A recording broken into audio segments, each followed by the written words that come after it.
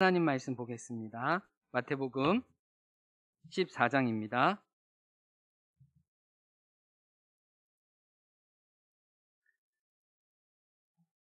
(14장) 22절에서 33절까지 형제 한 절, 자매 한 절 이렇게 읽도록 하겠습니다. 마태복음 14장 22절 읽습니다. 예수께서 즉시 제자들을 재촉하사 자기가 무리를 보내는 동안에 배를 타고 앞서 건너편으로 가게 하시고 무리를 보내신 후에 기도하러 따로 산에 올라가시니라. 저물매 거기 혼자 계시더니 배가 이미 육지에서 수리를 떠나서 바람이 거스름으로 물결로 말미암아 고난을 당하더라. 밤 사경에 예수께서 바다 위로 걸어서 제자들에게 오시니 제자들이 그가 바다 위로 걸어오심을 보고 놀라령이라 하며 무서워하여 소리 지르거늘 예수께서 즉시 이르시되 안심하라, 나니 두려워하지 말라. 베드로가 대답하여 이르되 주여, 만일 주님이시거든 나를 명하사 물 위로 오라 하소서 하니 오라 하시니 베드로가 배에서 내려 물 위로 걸어서 예수께로 가되 바람을 보고 무서워 빠져가는지라 소리질러 이르되 주여, 나를 구원하소서 하니 예수께서 즉시 손을 내밀어 그를 붙잡으시며 이르시되 믿음이 작은 자여 왜 의심하였느냐 하시고 배에 함께 오르매 바람이 그치는지라. 같이 읽습니다. 배에 있는 사람들이 예수께 절하며 이르되 진실로 하나님의 아들이소이다 하더라. 아멘. 기도하겠습니다. 하나님, 우리의 두려움을 딛고 물 위로 오라고 말씀하시는 그 음성을 듣기 원합니다. 우리가 여기 있습니다. 말씀을 주옵소서. 듣는 귀를 주옵소서. 예수님 이름으로 기도합니다. 아멘. 저의 이 오른손 손등에는 선명하게 Y자가 새겨져 있습니다. 제가 뭐 문신을 하거나 이런 건 아니고요. 어렸을 때 놀이터에서 일명 저희 동네, 저희는 또라이라고 부른 형인데 그 형은 스스로를 슈퍼맨이라고 부른 형이 있습니다. 그 형이 제가 놀이터에서 놀다가 이제 집에 가는데 야, 너 거기! 이렇게 불러서 제가 그 형을 본 순간 그 형이 저한테 병을 던졌어요. 지금 생각해보면 제가 머리에 맞았으면 어떻게 했을까? 그래서 그 형이 저를 부르는 순간 뭐가 날라왔는데 제 손이 아파지더라고요. 피가 뚝뚝뚝뚝. 그때 겨울이었는데 장갑을 뚫고 이 유리가 들어갔습니다. 그래서 이 Y자국이 제 안에 있어요. 이 형은 저희 어린아이들에게 공포의 대상이었습니다. 자기 아빠가 KBS, MBC 사장이라고 막 이렇게 얘기하고 막 놀이터 높은 곳에 올라가서 애들을 다 모아놓고 뛰어내리기도 하는, 지금 볼 때는 약간 병원에 가서 치료를 받아야 되지 않나라는 형이었어요. 근데 그 형이 동네 아이들을 저에게 병을 던진 것처럼 이렇게 해코지를 했습니다. 그리고 말들이 들어갔는데 형이 자기 집에 가서 애들을 팬다더라 라는 얘기를 해서 아이들이, 그렇게 모여서 놀던 아이들이 놀이터 가기를 꺼려했어요. 놀이터에 가면 혹시나 형을 만날까봐 두려워서 놀지도 못하고 자기 집에서 놀던 기억이 납니다. 아이들이 아이다워야 할 그 놀이터의 공간에 두려움의 대상이 생기자 어느 누구도 그 놀이터를 즐기지 않았던 그 어린 시절의 추억이 생각이 납니다. 그런데 오늘 여러분과 나눌 주제도 이 두려움에 대한 부분이에요. 풍랑 가운데 두려움을 느꼈던 그 제자들의 두려움에서 오늘 저와 여러분이 느끼는 그 두려움을 알아보기 원해요. 그 두려움을 넘어서서 또 믿음으로 오라고 하시는 그 예수님의 손길을 우리가 오늘 말씀을 통해 같이 경험하기를 원합니다. 먼저 오늘 말씀을 통해 두려움이 제자들에게, 그리고 두려움이 저와 여러분에게 어떤 작용을 하는지를 3가지 정도로 살펴볼 수 있을 것 같아요. 하나씩 먼저 보겠습니다. 첫 번째, 두려움은 실제와 해석 사이에 오류를 낳습니다. 다시 한번요. 두려움이 무슨 일을 한다고요? 실제가 있고요. 그 실제를 바라보는 해석이 있는데 그것에 오류를 낳아요. 오늘 본문에 보면 두려움에 마비되었던 제자들의 모습이 묘사됩니다. 26절에 보면 놀랐습니다. 무서워했습니다. 그래서 이 까마귀처럼 소리를 아주 깍깍깍깍 지르고 있어요. 30절에 보면 또 베드로가 무서워 빠져갑니다. 그리고 소리를 지릅니다. 그리고 주여 나를 구원하소서 외칩니다. 이 내적인 두려움이 다 외적으로 표현되었다는 것을 이 본문은 기록이 돼요. 그냥 마음속에서 떨고 있었던 게 아니고요. 너무 떨렸던 게 다 외적으로 지금 이렇게 격한 표현으로 드러나고 있어요. 근데 25절을 보세요. 밤 사경에 예수님이 바다 위로 걸어서 제자들에게 오셨습니다. 26절에 제자들이 그 예수님을 보고 여러분 대답해 주시죠. 뭐라고 외쳤습니까? 뭐라고 말했습니까? 유령이다라고 했습니다. 한 5시경이었죠. 그들이 가장 힘들고 그들이 가장 영혼의 어려운 밤을 겪고 있었을 때 예수님은 찾아오셨어요. 제자들이 다 같이 예수님을 보았습니다. 모두가 다 보았어요. 아마 예수님이 칠흑 같은 어둠에 밝은 광채를 하고 나왔음이 분명해요. 그렇지 않았으면 제자들이 볼 수가 없었어요. 이 유령이라는 뜻에는 이 밝은 빛을 비추었다는 뜻이 같이 있거든요. 그런데 그들의 입에서 그 예수님을 본 순간 예수님이다 라고 말한 것이 아니라 웬 유령이야? 웬 귀신이 우리에게 나타났어? 라고 그 두려움의 창문으로 예수님의 존재를 귀신과 같은 분으로 여겼던 것을 알게 됩니다. 친근히 안겨야 할 그 존재가 나에게 공포가 되어서 지금 다가오는 것을 보게 돼요. 뭐예요? 두려움이 만든 일이에요. 이를 통해 알 수 있는 게 있어요. 이들이 많게는 9시간, 적게는 6시간 폭풍과 싸웠잖아요. 바람과 싸웠잖아요. 그래서 이들은 지금 뭐를 느껴요? 죽을 수 있다는 공포와 내가 이 바다를 다 건너가지 못한다는 이 두려움이 엄습을 했어요. 그래서 자객이 일어나는 모든 환경을 무슨 프레임으로 보기 시작한 거예요? 두려움의 프레임으로 모든 걸 다 해석해 버린 거예요. 여러분 이거는요 우리 일상에 늘상 있는 일이에요. 저와 여러분이 두려워하는 일들이 있잖아요. 각각 그 종목이 있잖아요. 돈을 두려워하는 사람, 뭐 인간관계, 사람들의 시선들, 앞으로 미래의 진로, 또 내 자녀의 어떤 생계나 취업, 미래 등등 우리가 걱정하는 거 있잖아요. 그러면 우리가 걱정하고 염려하는 것으로 세상을 다 그렇게 보게 돼요. 이게 저와 여러분의 모습이 이 제자들의 모습과 똑같아요. 제가 2달 전에 이제 그 오후에 아내와 함께 이제 동백동산을 걸었습니다. 이 동백동산 이제 걷고 기도하고 이러기가 굉장히 좋거든요. 근데 오전에 비가 막 내렸어요. 그래서 비가 그쳤습니다. 근데 이제 동백동산이 전체 다 돌면 5.2km인데 우리 중간까지만 돌자 해서 아지랭이가 막 피었어요. 그런데 제가 가만히 보니까 그런 날을 뱀들이 좋아했던 것 같아요. 그래서 오후에 동백동산을 걷는데 뱀들이 저희 앞에서 이렇게 기어가는데 여러분 저희 아내를 아시는 분은 아시겠지만 기본적으로 모든 벌레와 뭐 벌레는 그렇다 치더라 강아지와 고양이도 무서워하잖아요.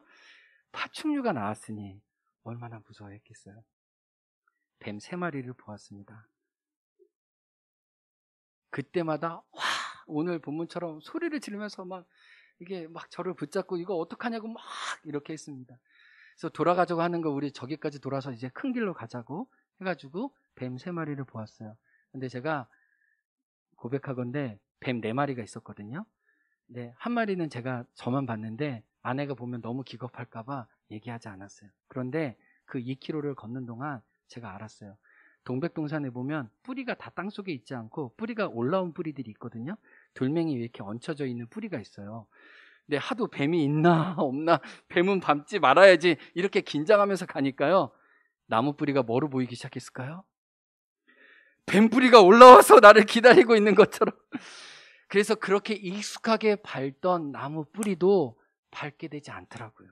이미 저의 시각과 저의 이 온 존재는 뭐를 보기 시작한 거예요? 이 길에는 뱀이 있다 라는 관점으로 보기 시작했을 때 나무 뿌리마저 뱀인 것처럼 보였다는 거예요. 여러분 이렇게 두려움의 관점에서 모든 환경과 사물을 바라보기 시작하면 생기는 게 뭐예요? 메뚜기 콤플렉스가 그때 생기는 거예요. 왜요? 두려움의 관점이 임하기를 시작하니까. 이스라엘 백성은 하나님의 강권적인 역사하심으로 가나안 땅에 도착했잖아요. 그 기적을 보았잖아요. 매일매일 하나님의 살아계심을 만나와 매출하기를 통해 보았잖아요. 그래서 하나님이 기대감을 가지고 12명을 뽑아서 너에게 줄 가나안 땅이 얼마나 위대한 땅인지 보게 하셨어요. 그들이 어깨에 열매를 메고 왔어요. 그런데 12명 중에 10명은 두려움의 프레임으로 이 모든 환경과 사물을 해석하기 시작했어요. 그래서 뭐라고 얘기합니까? 자기보다 키가 크다는 사실만으로, 키가 좀 장대처럼 좀 높았다는 이유만으로 그들에게 새로운 정체성을 부여해요. 뭐라고 얘기해요? 그들은 거인이다. 여러분, 근데 이거는 일반화의 오류예요. 여러분, 거인이라고, 아니 키가 크다고, 이렇게 신장이 이렇게 좀 나보다 더 훤칠해 보인다고 다 싸움 잘하나요? 아니에요. 허당일 수 있어요. 골리앗이요, 이게 머리가 컸기 때문에 이 다윗이 맞추기가 쉬웠던 거예요. 이게 조금해서 봐, 이렇게 맞추기도 어려워요. 이게 돌같이 이렇게 엄청 크니까 이렇게 박히기도 쉬웠던 거예요. 크니까 넘어뜨리기도 쉬울 수 있어요. 내 생각인 거예요. 내 두려움이 저들이 강하다고 생각한 거예요. 그래서 저들을 거인이라고 명명해요. 그러니까 자기 자신을 뭐라고 해? 자기도 여태까지 잘 싸웠잖아요.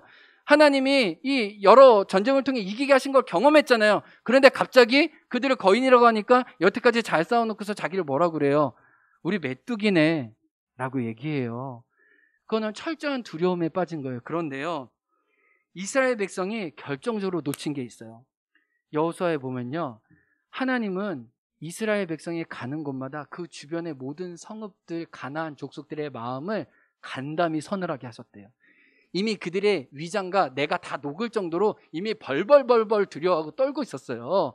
그래서 여호수아에 보면 모든 빗장문이 잠겨져 있었거든요. 그래서 그들은 성읍 속에서 이렇게 외쳤어요. 저들은 하나님이 보내신 거인이다. 우리는 메뚜기네. 저들의 신과 저들의 하나님이 너무 강하니 우리는 이길 수가 없네. 그걸 누가 고백했어요?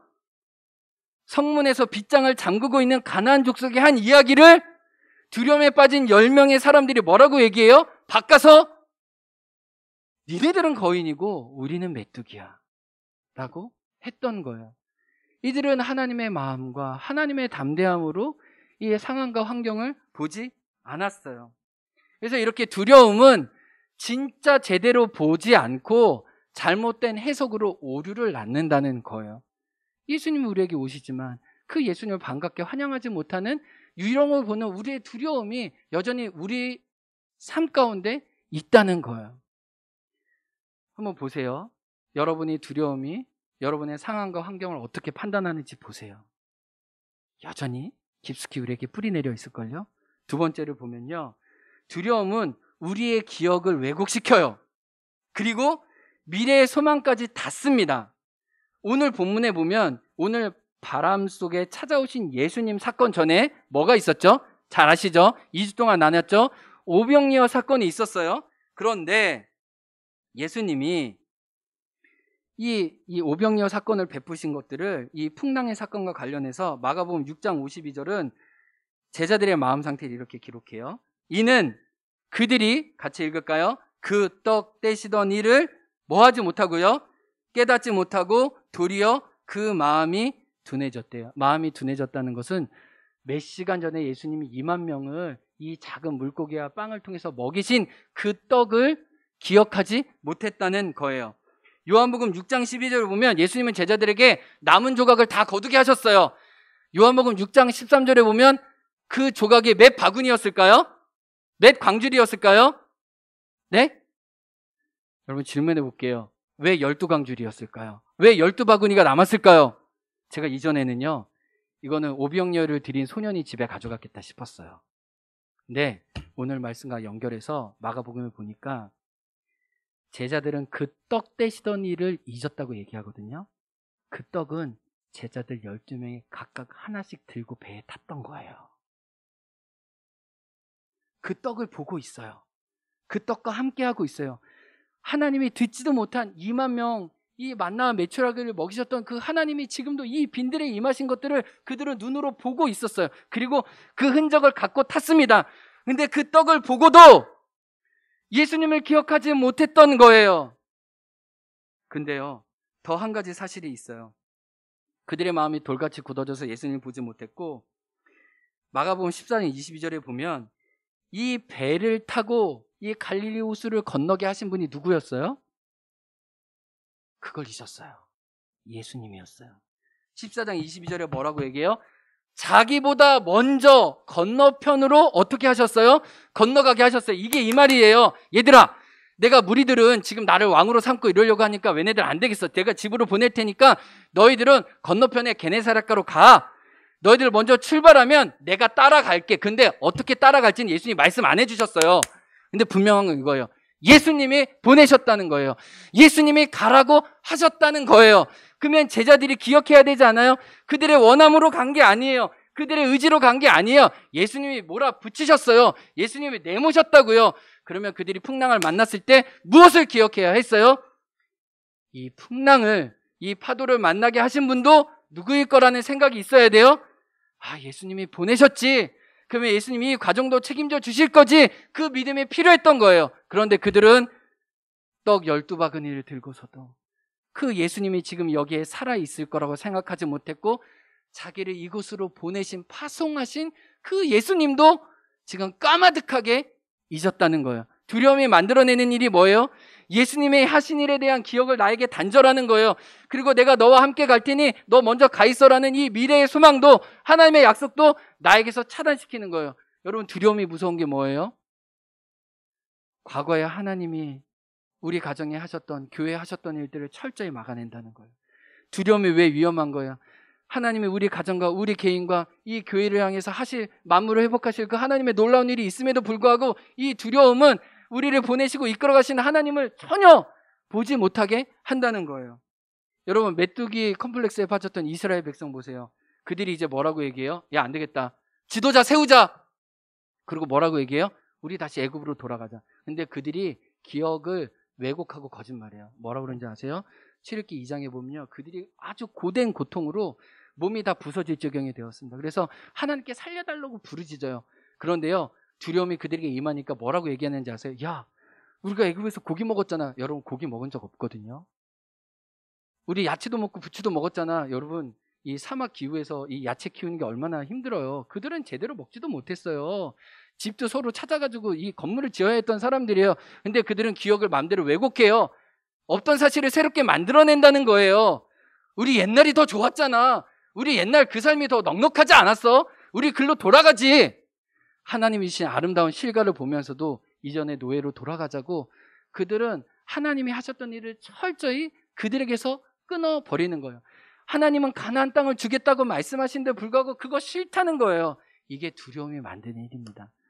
여러분, 지금 두려움이 여러분 안에 있으세요? 저는 그게 알아요.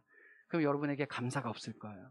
불평이 있을 거예요. 원망이 있을 거예요. 짜증이 있을 거예요. 왜요? 여러분의 두려움이 하나님이 하셨던 그 감사의 열매들을 여러분에게 잊지 못하게 할 거예요. 또 여러분이요, 두려움이 있다면 여러분에게 삶에 감동이 없을 거예요. 왜요? 감동은요, 미래에 하나님이 하실 일을 보면서 미리 설레하는 거거든요. 그래서 두려움 가운데 있는 분들은요, 과거에 대한 감사도 없고 하나님이 하실 일에 대한 감동도 없는 거예요. 이게 두려움이 제자들과 저와 여러분에게 만들어내는 일이라는 거예요. 이게 두려움이 이렇게 무섭다는 거예요. 그런데요, 두려움은 이렇게 부정적인 측면만 있지 않아요. 오늘 말씀해 보면 두려움은 제자들의 교만과 무지를 드러냅니다. 우리가 두려워하는 것은 우리가 하나님 앞에 얼마나 미련하고 어리석었는지를 또 보여주기도 해요.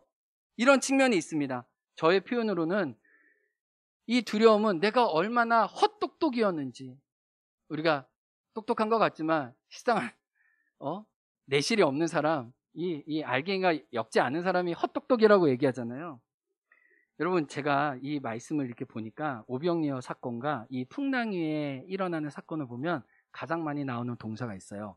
보다라는 동사예요. 헬라어로 에이도라는 동사거든요. 그런데 예수님은 2만 명이나 되는 무리가 자기에게 오시는 것을 보시고 제자들에게 너희가 먹을 것을 주라고 얘기해요. 예수님은 보고 예수님의 해결책을 얘기하세요. 근데 제자들은 뭐라고 하냐면, 보고요, 이 사람들 집에 보내야 한대요. 너무나 현실적이었어요. 너무나 객관적이었어요. 너무나 사리 판단이 빠른 사람이었어요. 너무나 논리적이었어요. 그래서 빌립은요, 수학적인 사고가 뛰어나서, 주님, 남자 200명이 일하면 200데나리온인데 이 200데나리온 임금이 있다고 해도 이들을 먹일 수 없을 겁니다. 현실 불가능하니 집으로 보내시죠. 주님은 아니다. 이미 있다. 너희가 먹을 것을 주라고 얘기하세요. 이 제자들은 헛똑똑이었어요. 예수님은 지금 그들에게 찾아오십니다. 제자들을 지금 자기 자신을 보여주고 계세요. 영광 가운데. 근데 제자들은 예수님을 보면서도 그분을 향해서 뭐라고 얘기해요? 조금 전까지 그렇게 영광스러움을 보여주셨던 그 예수님을 향해 유령 취급하는 거예요. 성경에 유령이란 단어가 여기 처음 나옵니다. 더 이상 쓰이지 않아요. 그들이 예수님을 처음이자 마지막으로 유령이라고 고백한 사람들이라는 거예요. 그들은 그 똑똑함으로 예수님을 보지만 그 예수님에 대한 제대로 정의와 그 예수님이 누구신지, 얼마나 존귀한 분이신지, 얼마나 크신 위엄으로 자기에게 오실 수 있는 분인지는 제한했다는 거예요. 그러니까 여러분, 감사할 수 있어요. 우리는 두려움을 통해서 얼마나 나의 확신과 나의 잘남이, 내가 보는 것이 실제로 하나님 보신 것과 얼마나 차이가 있을 수 있는지, 우리는 우리의 두려움을 통해 하나님과 우리의 질적인 차이를 보게 되는 거예요. 아브라함도요, 처음에는 믿음으로 나갔지만 헛똑똑이었잖아요. 그가 기근을 만났을 때 어디로 갔어요? 이집트로 갔잖아요. 왜 이집트로 갔을까요? 아브라함은요, 이 무역 중개상이었거든요. 그래서 엄청 국제 정서에 밝았어요. 어디 가야 사업도 잘 되고 어디 가야 돈도 많이 버는지 알았어요. 그래서 이집트에 갔잖아요. 근데 뭐예요? 두려워하던 게 그에게 임했잖아요. 그래서 하나님이 이 이집트의 왕에게 자기의 부끄러움과 수치가 다 드러나게 하셨잖아요. 그게 뭐예요? 아브라함, 너 네 똑똑한 거 같지? 너 헛똑똑이야. 두려움 가운데 섞였던 너의 결정이 너를 발가벗기고 말았어. 그래서 다시 그가 예배하면서 가나안 땅에 오잖아요. 여러분, 혹시 오늘 이 말씀을 들으면서 혹시 여러분의 어떤 진로와 여러분의 어떤 선택들 사이에서 하나님의 약속보다 여러분의 헛똑똑함을 믿고 계세요? 여러분이 지금 눈으로 보고 여러분이 여러 가지 판단과 생각으로 하나님 없이 결정했던 그것들이 결국은 여러분의 부끄러움이 된다는 거, 우리는 경고로 받아야 돼요. 저도 경고로 받아야 돼요. 내가 보는 것이 정확하지 않을 수 있어요. 하나님, 내가 보는 것 위에 더 높은 차원으로 보고 계세요. 그래서 두려움은 이 세 가지 작용을 합니다. 해석의 오류를 낳고요, 과거의 기억도 왜곡하고 미래의 소망도 다 깨요. 그리고 내가 맹신했던 자기 확신이 얼마나 보잘것없는지 수치로 사람들 앞에 드러나게 한다는 거예요. 그렇다면 오늘 말씀은 그냥 두려움이 우리 삶에 이런 일을 하더라만 말하는 것이 아니라 어떻게 두려움을 넘어설 수 있을지 알려줍니다. 그것은 히브리서 말씀처럼 믿음의 주여, 온전케 하시니 예수 그리스도에게 가는 거예요. 예수 그리스도에게 갈 때 예수님이 어떻게 우리에게 믿음을 주시는지 그 회복의 과정이 나옵니다. 첫 번째는 예수님은 믿음의 회복을 위해, 따라해 보겠습니다. 다시금 말씀을 주신다. 마태복음 14장 27절. 우리 정한효 집사님 아멘 해주신데 제가 힘이 확 났어요. 마태복음 14장 27절 말씀 읽겠습니다. 시작. 예수께서 즉시 이르시되 안심하라, 나니 두려워 말라. 여기서 중요한 깨달음이 있습니다. 주님은 먼저 바람과 풍랑을 잠잠케 하지 않으셨다는 거예요. 먼저 베드로 안에, 먼저 우리 안에 바람과 풍랑을 잠잠케 하신다는 거예요. 보여지는 환경보다 우리의 속사람에 대해서 말씀해 주신다는 거예요. 그래서 얘기하는 거죠. 용기를 가져. 이 풍랑과 바람 사이에 내가 있잖아. 그러면 된 거 아니야? 라고 자기 자신을 먼저 보여주시는 거예요. 환경의 해결이 먼저가 아니라는 거예요. 문제 해결이 먼저가 아니라는 거예요. 두렵고 떨려하는 나에게 당신의 임재를 허락해 주신다는 거예요. 여러분, 근데 오늘 마태복음 14장에서는요, 14장 이 풍랑을 잠잠케 하신 사건이 처음 있었던 것이 아니에요. 마태복음 8장에 보면 이미 이들은 큰 놀이 일어나 죽게 되었습니다. 여기서 큰 놀이 일어났다는 것은 성경 원문에 보면 지진과 같은 해일이 일어났다는 거예요. 오늘 이 14장보다 더 격한 표현이 마태복음 8장에 이미 나와요. 근데 예수님은 배에서 주무시고 계셨어요. 제자들이 어이가 없어서 예수님 깨우죠. 우리가 죽게 됐는데 예수님 제발 우리 좀 살려주세요. 간곡히 요청합니다. 그때 예수님이 잠결에 일어나셔서 뭐라고 그래요? 안심하라, 나다. 오늘 말씀 똑같이 주셨어요. 믿음이 적은 자요, 왜 의심하였느냐? 나다. 놀라지 말라. 처음이 아니에요. 이미 이런 일을 그들은 겪고 느끼고 알았어요. 주님이 이 말씀을 또 해주시는 거예요. 여러분, 우리가 깨닫는 점이 뭐예요? 주님이 우리에게 말씀하실 때 여러분 새로운 말씀을 기대하지 마세요. 주님은요, 우리가 잊었던 말씀, 우리가 들었지만 마음으로 듣지 못했던 말씀을 해주시는 거예요. 안심하라, 나다, 용기를 가져라. 그 말이면 충분해요. 여러분, 너무 큰 말씀을 기대하지 마세요. 너무나 새로운 말씀에 귀를 기르지 마세요. 그러면 디모데 전후서처럼 망령되고 허탄한 신화를 따르기가 쉬워요. 여러분의 귀를 만족시킬 수 있으니까. 근데 주님은 우리의 귀를 만족시키는 말씀이 아니라 우리 영혼의 든든한 닭과 같은 그 한 말씀을 주시는 거예요. 나다! 여호수아에 보면 하나님은 여호수아에게 새로운 말씀을 하지 않더라고요. 뭐라고 얘기할까요? 늘 같은 말씀하세요. 두려워 말라. 내가 너와 함께 하니라. 여러분, 어떤 말씀을 잊으셨어요? 어떤 말씀을 다시 들어야 돼요? 그건 새로운 말씀이 아니에요. 이미 여러분에게 들려주셨던 그 말씀으로 다시 예수님은 찾아오세요. 그래서 여러분이 혹시 이 폭풍을 만났을 때 여러분 마음이 이럴 수 있어요. 이사야의 기도의 고백이 우리의 고백일 수 있어요. 이사야 40장 27절에 보면 이렇게 나와요. 바벨론의 포로로 사로잡혀간 이스라엘 백성의 원망스러운 기도가 나와요. 한번 읽어볼까요? 시작. 야곱아, 내가 어찌하여 불평하며 이스라엘아, 내가 어찌하여 불만을 토로하느냐? 어찌하여 주님께서는 나의 사정을 모르고 하나님께서는 나의 정당한 권리를 지켜주시지 않느냐 하느냐. 우리가 너무 풍랑이나 바람이 거세 보이면 이런 기도를 한다는 거예요. 이 기도를 성경은 솔직하게 얘기합니다. 하나님은 지금 내 사정을 모르시네? 하나님 나를 지켜주시지 않으시네? 이스라엘 백성이 포로 중에 이렇게 고백했다는 거예요. 그런데 이 말씀 앞뒤를 채우는 말씀이 있습니다. 주님은 그들의 한탄과 하소연을 뒤엎는 그들이 잊었던 하나님이 누구신지에 대한 말씀을 허락해 주세요. 이사야 40장 25절부터 26절 읽어보겠습니다. 시작. 거룩하신 분께서 말씀하신다. 그렇다면 너희가 나를 누구와 견주겠으며 나를 누구와 같다고 하겠느냐? 너희는 고개를 들어서 저 위를 바라보아라. 누가 이 모든 별을 창조하였느냐? 바로 그분께서 천체를 수요로 세어 불러내신다. 그는 능력이 많으시고 힘이 세셔서 하나하나 이름을 불러 나오게 하시니 하나도 빠지는 일이 없다. 지금 주님 뭐라고 그래요? 내가 너희들 잊은 줄 알지? 근데 나는 별 하나하나 다 이름을 불러서 그 하늘에 박지 않았니? 나는 절대로 너희들의 이름을 잊지 않는 거야 라고 말씀해 주시는 거예요.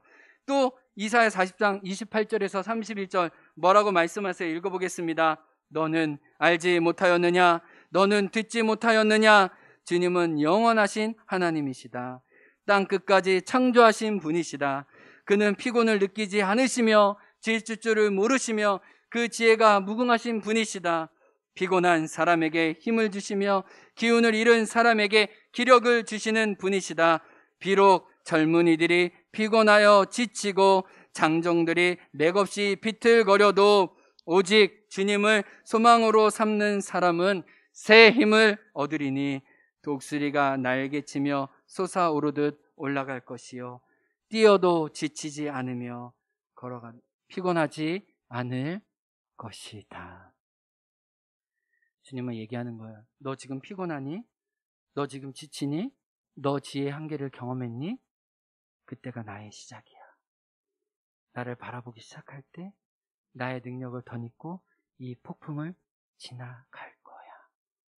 우리에겐 이 한 말씀을 붙들고 믿음으로 일어서는 것이 필요해요. 그래서 우리가 우리 자신을 위해서 기도하는 거예요. 우리가 하나님을 위해서 기도하는 게 아니에요. 정직하게는 우리 자신을 위해서 기도하는 게 필요해요. 왜요?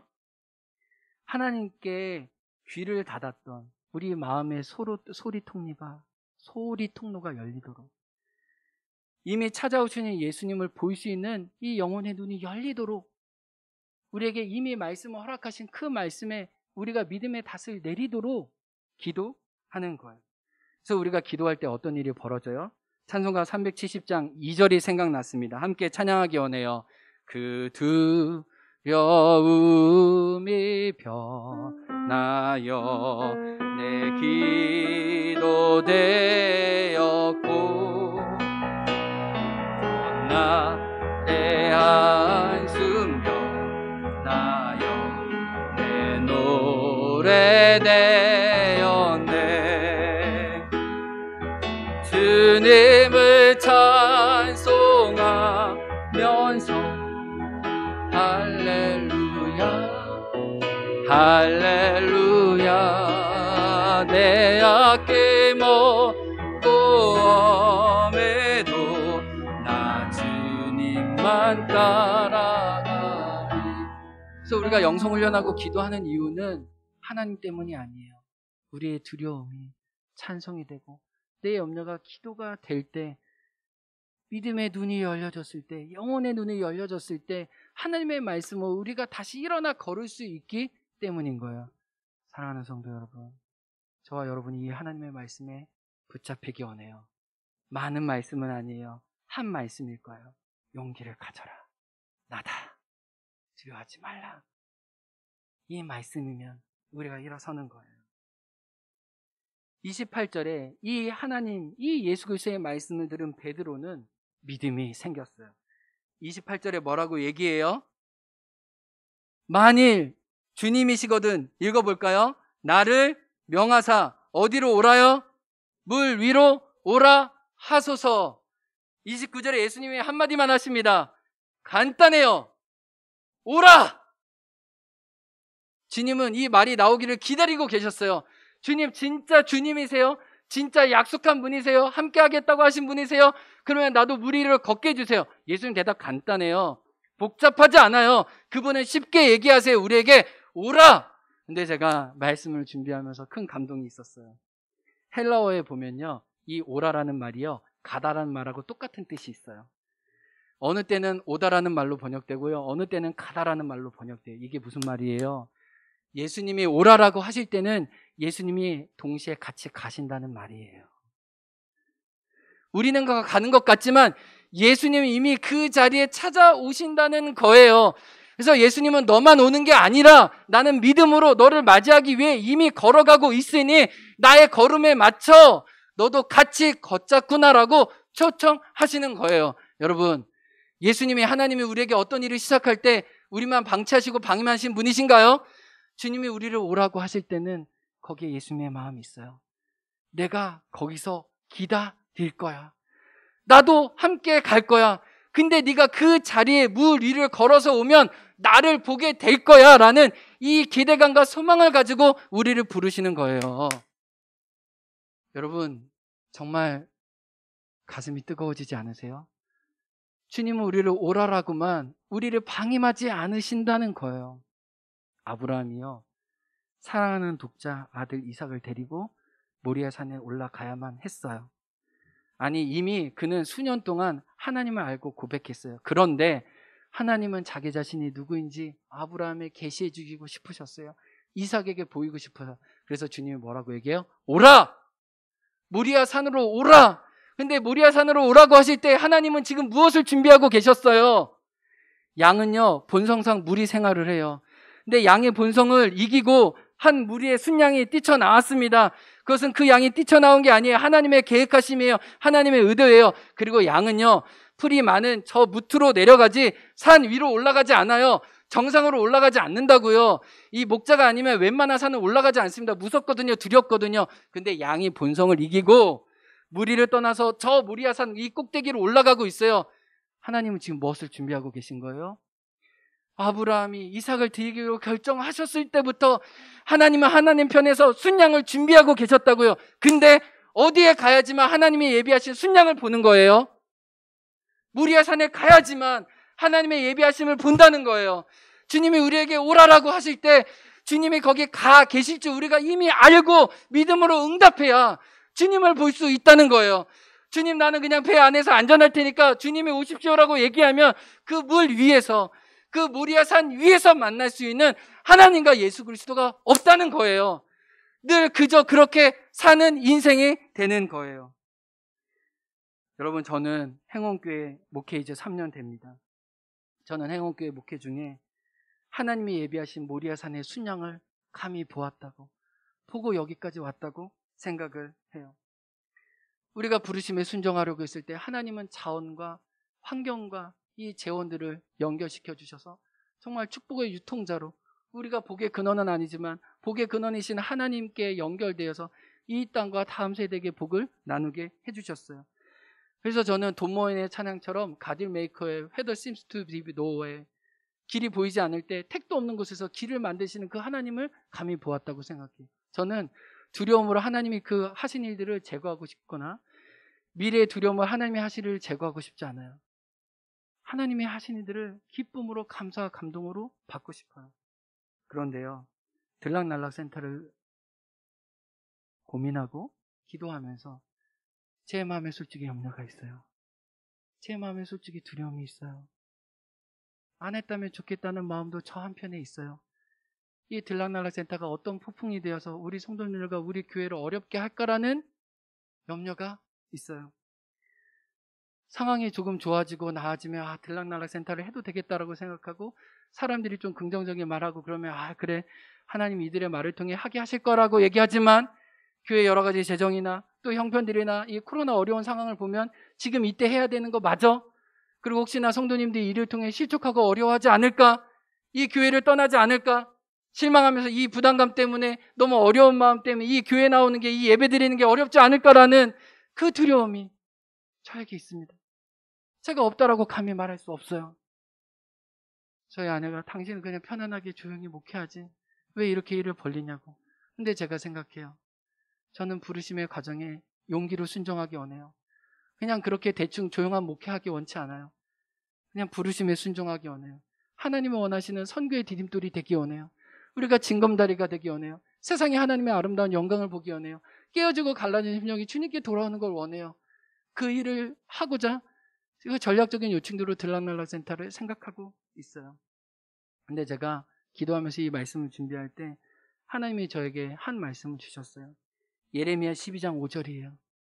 이전에 제가 주님과 함께 동행할 때 저에게 주셨던 말씀을 하나님이 다시 주셨어요. 이 말씀이 이러합니다. 만일 내가 보행자와 함께 달려도 피곤하면 어찌 능히 말과 함께 경주하겠느냐. 내가 평안한 땅에서는 무사하려니와 요단강 물이 넘칠 때에는 어찌하겠느냐. 주님이 저에게 진짜 믿음은 평안한 길을 갈 때 나타나는 게 아니라고 얘기하는 거예요. 말과 함께 경주해야 될 때 사람이 어떻게 말과 경주를 해요? 사람이 어떻게 말과 같이 뜁니까? 절대로 이길 수 없어요. 그런데 주님은 말씀하시는 거예요. 내가 말과 같은 강하고 빠른 사람과 경주해야 될 때가 있겠다는 거예요. 너의 믿음이 어디 있느냐고 예레미야에게 물어보시는 거예요. 주님은 얘기합니다. 평안한 땅에서는 너가 안전히 너가 잘 사는 것 같지? 그런데 요단강에 물이 넘쳐서 언덕 위에 넘길 때는 너가 진짜 너의 믿음이 발휘할 수 있겠냐라고 주님이 저한테 물어보시는 거예요. 실제로 여호수아에 보면요, 이스라엘 백성이 요단강을 건널 때 요단강의 물이 창궐해서 이 한 20m, 30m 되는 이 폭이 이 1km, 2km까지 넘쳤다고 얘기해요. 주님은 일부러 그 시간, 그 타이밍에 이스라엘 백성을 요단을 건너게 하셨어요. 여러분, 저도 두렵습니다. 저도 염려가 돼요. 그러나 우리의 진짜 믿음은 어디서 나오는 거예요? 풍랑 중에, 요단의 창렬한 물속에 우리가 말과 함께 달릴 때, 그때 우리의 진짜 믿음이 있는 거예요. 평안할 때, 모든 것이 내 원대로 내 마음대로 다 될 때, 그건 우리의 일이 되지 않아요. 그건 하나님의 일이 되지 않아요. 우리의 일이 되기 쉽다는 거예요. 사랑하는 성도 여러분, 여러분의 계획과 여러분의 형편과 여러분의 살림살이로 다 되어지는 일이면 그건 하나님의 일이 아니에요. 그렇게 되지 않기 때문에 하나님의 일인 것이에요. 그렇기 때문에 믿음으로 하나님의 말씀에 순종하는 게 필요한 거예요. 오늘 말씀 보세요. 상황은 변하지 않았어요. 물결은 계속 쳤습니다. 바람은 삼킬 듯 했어요. 그런데 베드로는 걸었어요. 두려움을 딛고 걸었어요. 말씀에 순종해서 걸었어요. 이미 와 계신 예수님을 만났어요. 여러분, 감히 우리의 삶의 자리에서 이미 와 계신 예수님을 만나기를 간절히 소망해요. 우리의 자녀들이 자기의 인생길에서 주님이 이미 와 계신 것을 경험하기 원해요. 우리의 사업과 우리의 하는 일들에서 우리의 계획을 넘어서서 하나님의 말씀 따라 순종했을 때 이미 거기에서 자기의 순양을 준비하신 그 예수 그리스도를 만나기 원해요. 그런데요, 우리의 모습이 여기 있어요. 베드로가 다시 두려움에 사로잡혔다고 얘기합니다. 바람이 거칠게 불어오는 것을 몸의 감각이 느끼자 다시 베드로는 처음 마음 두려움에 매몰돼요. 주님이 말씀하시죠. 오늘 말씀을 보세요. 31절 하반절입니다. 믿음이 작은 자여 왜 의심하였느냐. 여기서 의심했다라는 말과 물속에 빠져갔다라는 말의 이 원어를 보면은 그 파도가 우두머리가 되고 우선순위가 됐다는 거예요. 주님은 파도를 무시하라는 얘기가 아니에요. 물결을 보지 않은 척 하라는 게 아니에요.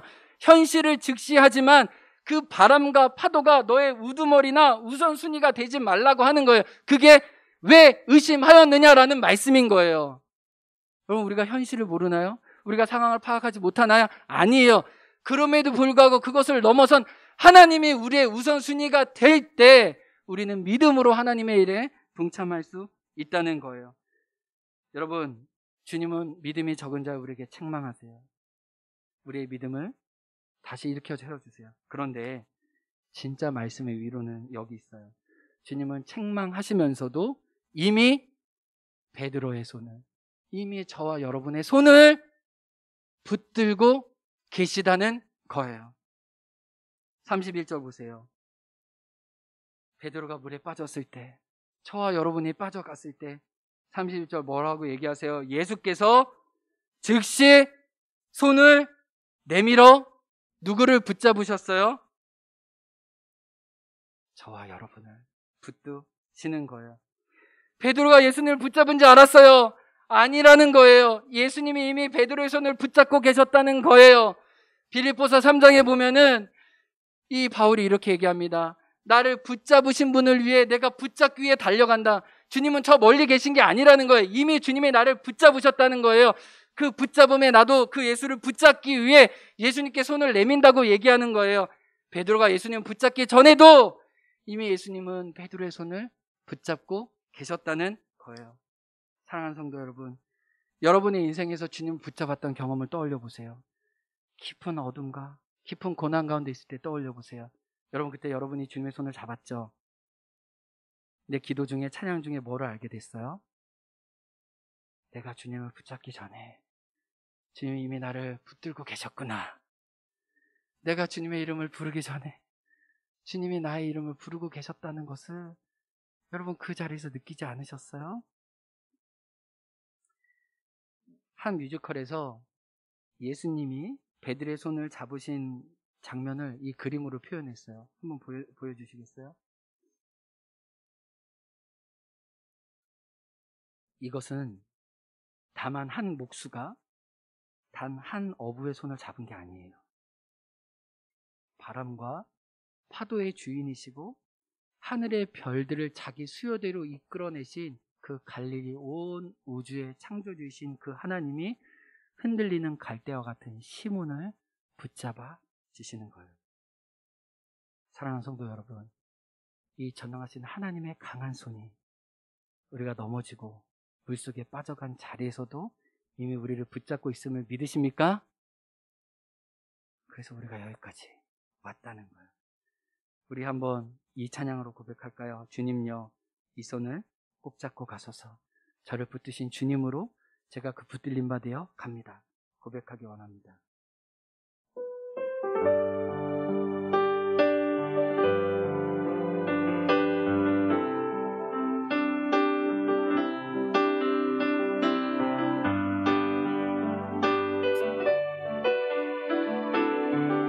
주님요, 이 손을 꼭 잡고 가소서.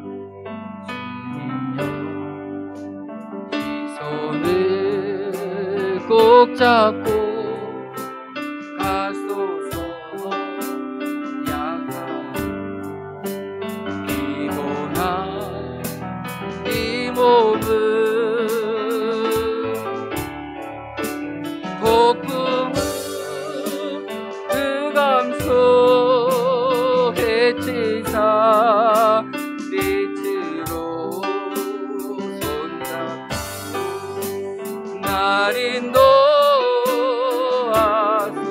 인생이 힘들고 고난이 겹칠 때,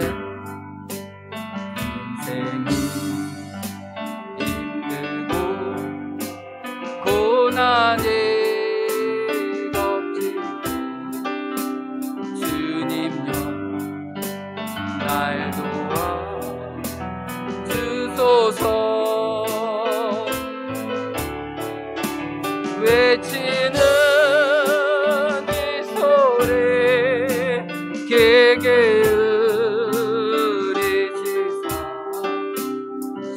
붙잡고 날 인도하소서.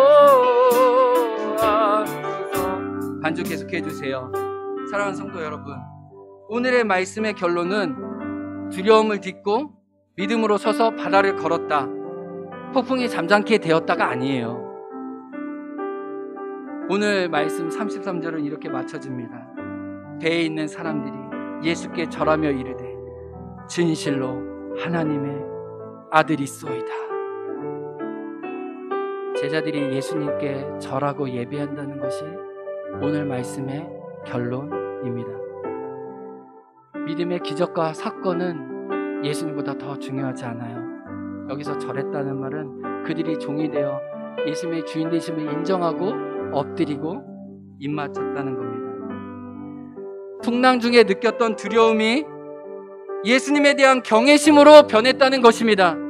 오늘 말씀의 주제는 이것입니다. 우리의 두려움이 하나님 앞에 하나님을 경외하는 마음으로 바뀌었다는 것입니다. 그리고 엎드려 우리는 이것을 고백하죠. 주님, 나는 아무것도 아닙니다. 당신이 없으면. 주님, 저는 한순간도 못 삽니다. 주님이 저에게 오시지 않으면이라고 말이죠. 그리고 제자들은 그 배에서 나야 나의 주, 내 안에서 홀로 높임을 받아옵소서 예배자로 거듭납니다. 사랑하는 성도 여러분, 풍랑이 여러분을 예배자로 만듭니다. 거친 물결이 여러분을 겸손케 합니다. 여러분을 깨트리는 그 파도가 여러분을 하나님께 엎드리게 합니다. 여러분을 침몰시키려는 인생의 고난들이 오히려 예수 그리스도에 대한 참된 암으로, 참된 지식으로 이르게 한다는 것을 믿으십니까? 두려움의 자리에서 더 두려워할 분이 계십니다. 떨림의 자리에서 더 떨면서 받들어야 할 그 예수님을 우리도 예배하기 원합니다. 주님과 함께 두려움을 딛고 믿음으로 일어나 참으로 예수님의 예배자 되는 저와 여러분 되기를 간절히 원합니다. 이 시간 우리를 오늘도 붙잡고 계시고 오늘도 주님의 참다운 예배자로 만드신 그 하나님께 믿음으로 고백하면서 기도로 응답으로 나아가겠습니다. 하나님 아버지,